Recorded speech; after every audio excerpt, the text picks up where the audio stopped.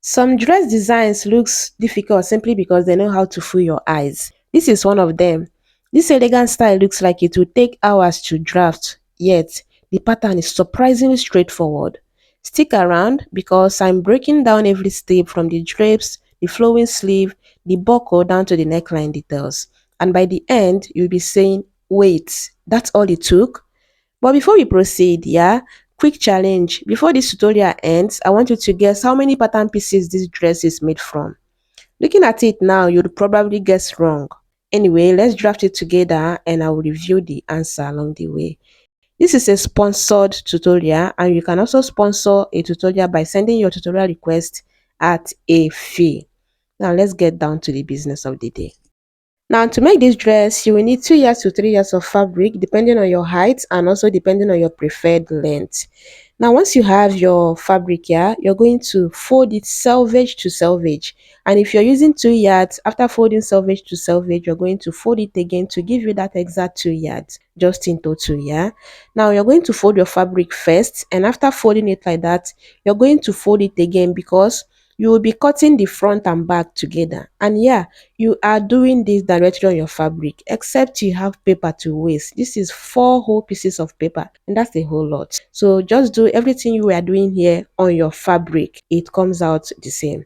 So after folding, you're going to have something like this. This part is closed and it is in 4 pieces. Now you can also decide to use the part that is open because at the end of the day, the shoulder is going to have a seam. So it doesn't matter if you use this closed part or you use the open part. But this part now will serve as the shoulder. And from that point, I'll mark my shoulder measurement divided by 2. Then start from that shoulder measurement and go down to my sleeve length, which I recommend nothing less than 20 inches. Or better still, your whole long sleeve length, you're going to minus 4 inches to 5 inches and use that as your sleeve length for this case. Mine is supposed to be giving me 19 inches. But what I have here on this paper instead is 16 inches. So I'm going to use it like that. But you're starting from your shoulder measurement and mark your sleeve length. Do you understand? And then this other measurement we are taking will be for the front. And since the fabric is folded in a way that the front is separate, the back is separate, we are going to go down here to the chest line. Then on that chest line again, you'll be marking your shoulder measurement divided by 2. Then you mark your chest line on this other end. Just so when you use your straight ruler to mark out the shoulder, it's going to look like this. And the chest line straight like this. Next, I'm going to be marking my standard neck width of 3 inches. And then I'll come down here to about 1 inch to slope the shoulder and connect it to the neck width, standard neck width 3 inches. Now I'm going to measure from that shoulder slope down to the chest line. Whatever it is I measured, I'm going to divide that into 2. And then I'm going to get the bust measurement divided by 4 here on the chest line. Then curve the armhole from that bust measurement to this midpoint here, and the armhole is ready. The next thing we'll be doing now is to get our actual neck width, and I want you to start from your standard neck width and go out to 1 inch to 1.5, depending on how wide you want your neckline to be. But I'm doing about 1 inch, meaning that my neck width now is 4 inches. Then for the back neck depth, I'm using about 2 inches, and for the front neck depth, I'm using my standard neck depth of 3 inches, which you can also decide to use the same neck depth of 2 inches that you use for the back. Do you understand? Because at the end of the day, the front neckline is still going to drop more. Just keep watching. But yeah, I'm using it different, like 2 inches, 3 inches as the front and back necklines, respectively. I'm going to measure from the shoulder down to my waistline, and since you already have your bust measurement, you can decide to minus just half inch from that and mark it on this waistline. Or better still, go ahead and mark your actual waist measurement divided by 4 plus about 1.5 inches is. Do you understand? Then you're going to connect it to the bust measurement. You'll be needing this part later. This contoured part, you'll be needing it later for the next process. And once you're done with that, the next thing we'll be doing now is to get our shoulder seam.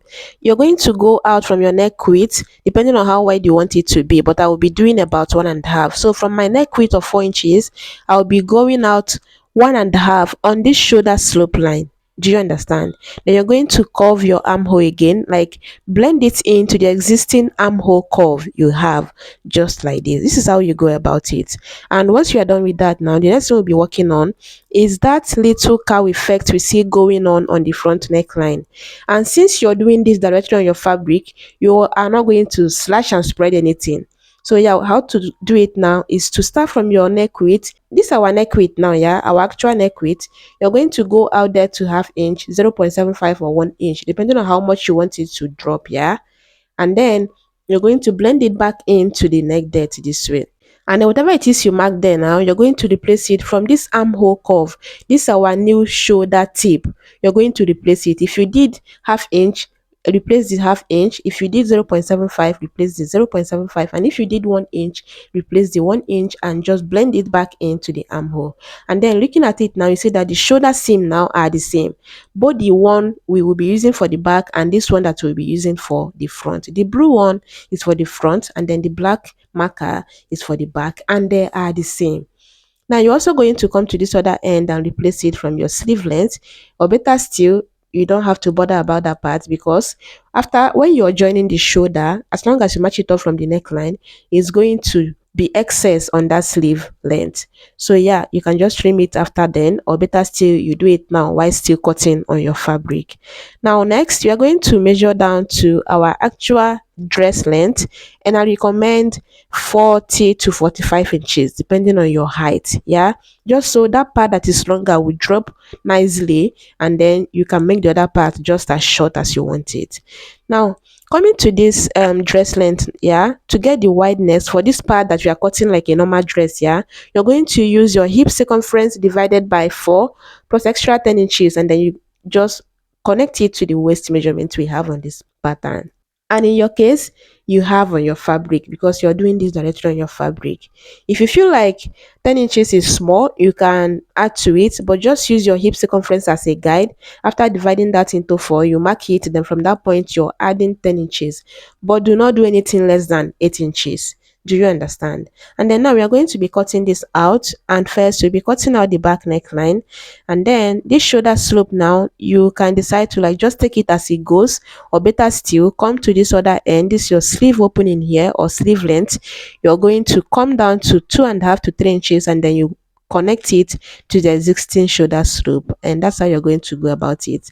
Now I want you to just go ahead and cut the two of them out, but because I have trust issues, I wanted to make sure that I won't be cutting the armhole like together with the other part that the sleeve is flowing.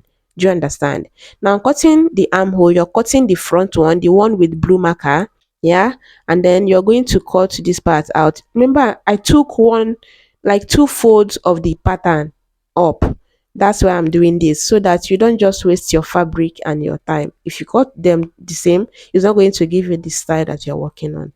So after cutting it out now, please just go ahead and cut out your shoulder slope. Well, because of trust issue, I was still skeptical about doing that until I opened up my pattern and trimmed this part of the armhole that we need to trim out. That is the back one. You're taking out that half inch you added to the front, yeah, and then you're going to use your curve again and blend it back into the existing armhole curve like this. So it's looking like this, and then you're going to cut it out, and it looks like this. So now the shoulder seams they are the same, both the front and back. And then you're going to cut out the shoulder. Now that I'm sure, I'm cutting off the shoulder slope. Then this tracing I'm doing here is just showing off, because since you're doing this directly on your fabric, you don't need to trace, because some fabric will not even allow the tracing to show. So just take your time and cut out the front neckline, or better still, just use the same neck width as the back. It's still the same. Yeah, not the same, just like this one now will make the front neckline drop better. And then you trim off the excess you have on this other sleeve, and then the next thing I want you to do is to go ahead and join it on the shoulder and on this part of the side seam. Then this other part is still very much open.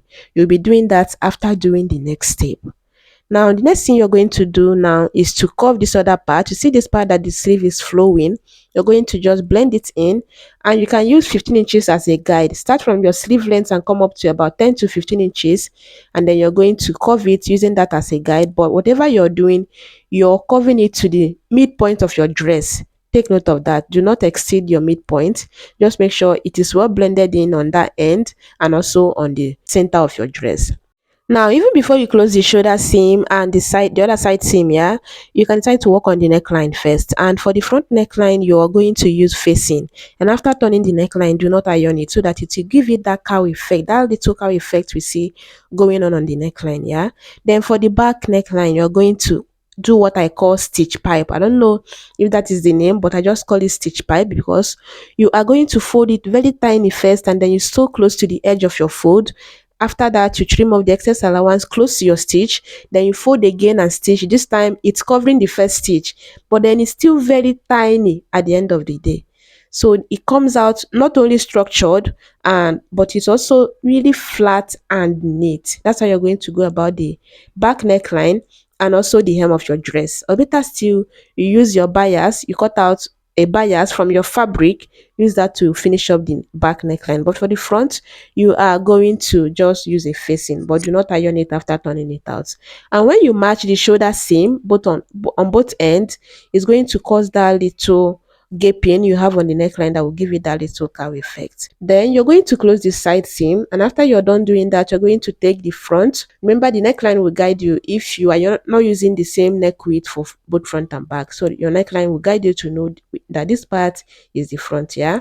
Then you're going to gather as much as you can on this side, yeah, just along that contoured part of your waistline. Then you come to this neck width, yeah, and just along this neck width part, you're going to pick your fabric and take it to this drape or these gathers you have here.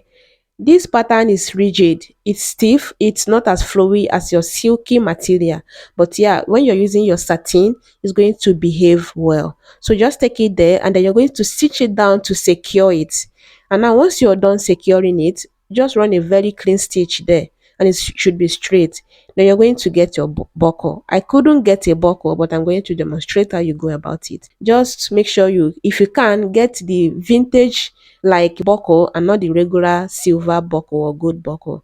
Now once you have your buckle here, you're going to get a fabric that is going to give you the same length as the pin inside the ring of your buckle. Do you understand? It's going to be the same width. And then now you're going to sew that fabric on all the four ends or three ends, because one part is folded. Yeah, you're going to just make sure it is neatly sewn and turned out. Then you're going to use it to cover this pin you have just inside your buckle ring. Do you understand? So after you're done doing that, you're going to use your hand needle to tack it, because you obviously cannot sew because your buckle comes with iron, so it will be hard for you to sew on your machine. So just tack it nicely, and I had to like create it like a buckle with this paper to show you exactly what I mean.